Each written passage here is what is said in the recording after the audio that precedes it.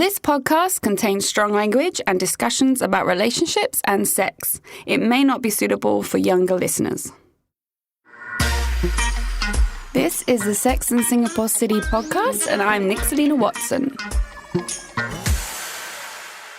Hello, I'm back with another episode of my awesome podcast. And this one is 8 guys explain why they take so long to text you back.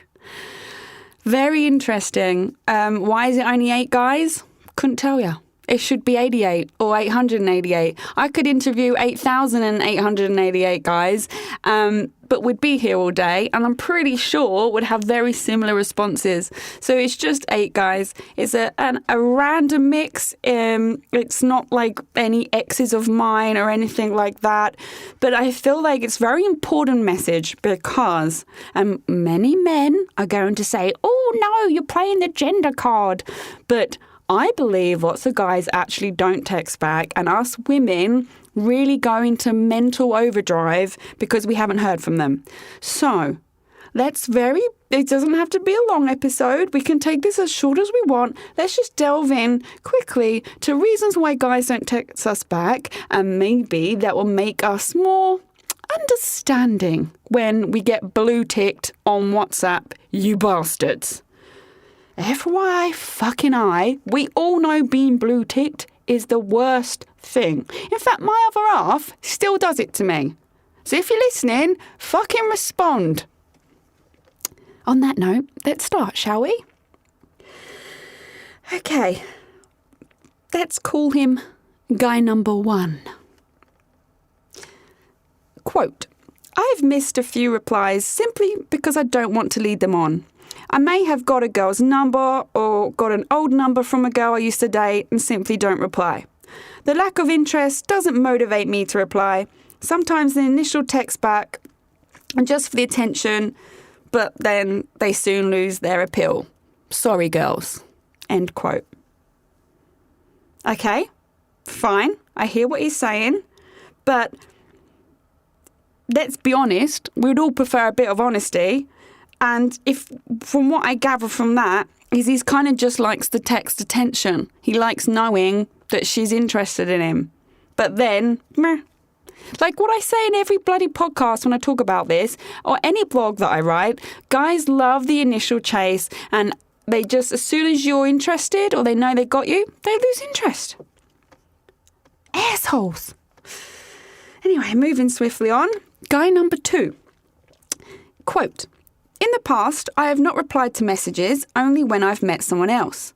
I don't see that it's fair to carry on texting a girl if I've met someone or even texting someone else. I have let a few text conversations fade out as a way of moving on with another interest. It's not personal. Maybe I should just be honest and upfront if that happens again." End quote. I like this guy. I like him because he's standing up for what I believe in, which is that I can't text loads of people at once. He said it's not fair to carry on texting a girl if he's already met someone else. And that is exactly how I feel. I can't do it. And I know people that do it, and it's actually, I guess a lot easier at the early stages of dating to be able to have more than one person on the end of your phone to keep the attention and the interest up, because no one likes being alone. But he's very much like, actually, I will phase you out, but that'll probably because I've actually met someone I am clicking more with. And that's something we don't really think of. We don't ever think, oh, actually, maybe this guy's not texting me back because he's doing me a favour, because he's actually found someone else he kind of prefers. And would I rather keep hearing from him even though he's not interested or knowing he's texting someone else? No. Once again, definitely should just be honest though, shouldn't you? And say to her, I get it, it's actually quite difficult, but yeah, could try. Guy number 3. Quote, "Okay, I know this sounds bad, but I've avoided texting back when I realised we're just not getting anywhere. I've sent your text to see if sex was on the cards, and when it's not, for whatever reason, or I'm just not feeling it, I just can't text back. I may invite them out or over to mine, and if they're not playing ball, then the game is over." End quote. Wow. How do we feel about that one? basically, he just wants a shag. If he's not getting immediate penis rubs, if he thinks you're not actually going to be up for it and you maybe want to get to know him as a person, then he's not going to respond. Are you missing out? Nah, sweetheart, you're fucking not. I would not worry about that kind of guy. Number 4, quote, I've not texted a girl back before, basically because I didn't know what was going on. She was difficult to read. I wasn't sure if she fancied me, and all the texts were general convos and nothing flirty. There were no signs of flirting back, or so I thought. I was wasting my time. Whether she did really like me, I guess I will never know. Maybe I should text her actually and find out. End quote. Yeah, dude, you could text her and find out. I think that's a good method. But what I will pick up on, which is something that I think he's articulated pretty well, is sometimes we send texts trying to be mates and friendly and that, but actually, yeah, if you're not giving off the signs that you are interested, then how is a guy supposed to know? And I know I'm very much an advocate for like keeping your cards close to your chest at the beginning. Don't be too available. Don't be too emotionally available at the beginning. It kind of like has an adverse effect. You do still need to let the dude know that you're after more than just a play date. Do we even do play dates beyond like the age of 5? I don't know why I said that. It's a play date. But you get the idea. Guy number 5, quote, sometimes I get a text from a girl on some dating site and I know exactly what it's going to say. Hey, how are you? What are you up to? I just know that if I reply or even open it, we'll be texting back and forth about boring casual stuff that leads to nothing. I do get bored by text and will probably only reply if it's something new, exciting or different. The boring day-to-day chat I just can't get to work with. End quote.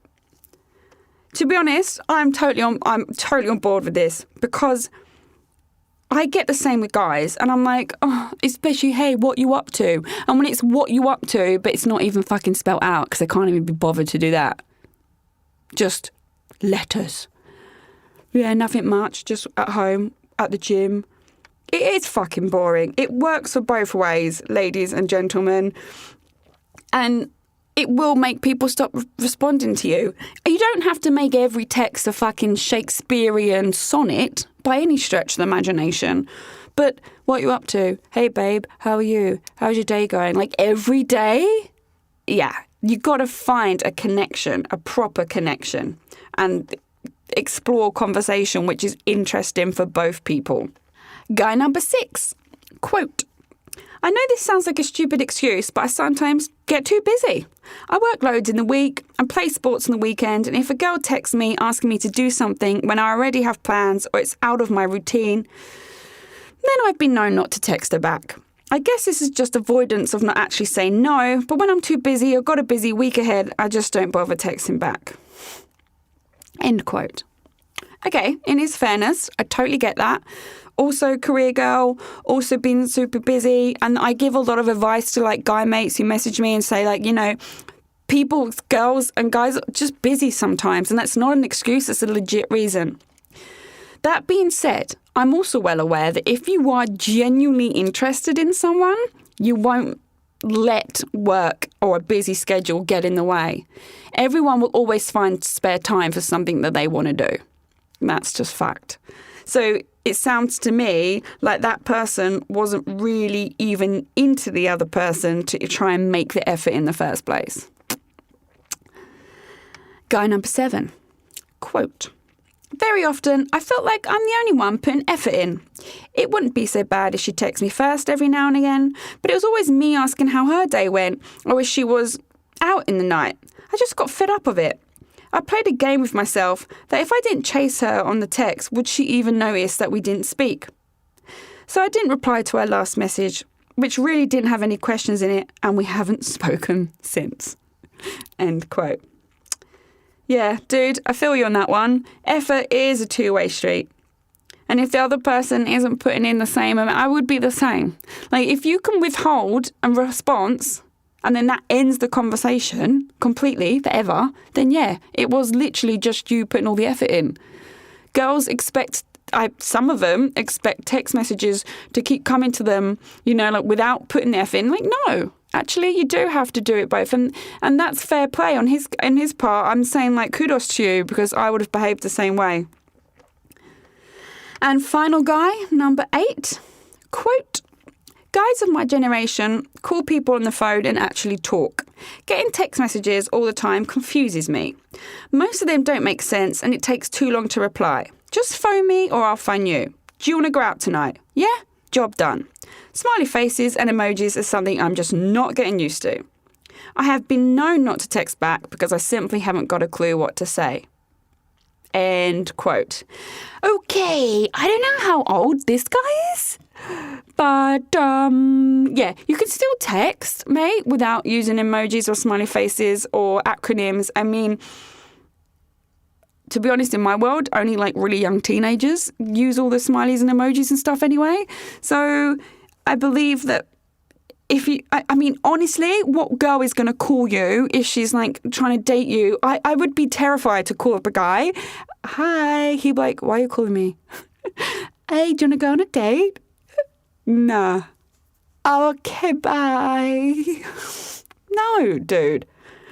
Like, he must be, in the nicest possible way, old as fuck. Especially as he started off with guys of my generation. Anyway. How do you feel about all those? Have you learned anything? Do you know what I've learned? To sum up the entire experience, all you have to do is text back and be honest, rather than just phasing people out or blue ticking them. I get some of these, I really do understand where some of these guys are coming from, and I got to be honest, if I'm not getting the effort from someone, I will just stop texting, right? But I'm not getting the effort from them. So I'm not phasing them out because they're not there in the first place to phase out. But if girls are texting you and you've started seeing someone else, text her and say, look, I'm really sorry.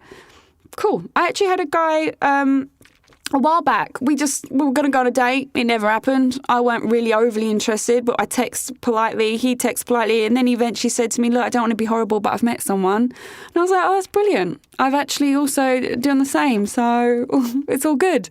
And it's really refreshing. Kind of like we were both like, we don't actually really give two shits about each other. So let's just stop the meaningless chat. And if we bump into each other, that's cool. We could be mates. Let's go down that avenue, shall we, guys? And give a little bit of respect to the women. And women, vice versa, my friends. And that is the end of this episode. Thanks for listening to the Sex and Singapore City podcast. This episode was produced and hosted by me, Nixalina Watson, and recorded at the Splice Car Studio in Singapore. We're available on Apple Podcasts, Spotify, Google, and all major podcast listening apps. Do subscribe for a new episode every single week. Please do give us a 5-star review. It helps other people find our podcast. We're also on social media with Facebook and the Gram. Don't be shy, send me a message and come say hello. For more information and to read more articles, please do come over and say hey at sexandsingaporecity.com. That's sex and and singaporecity.com.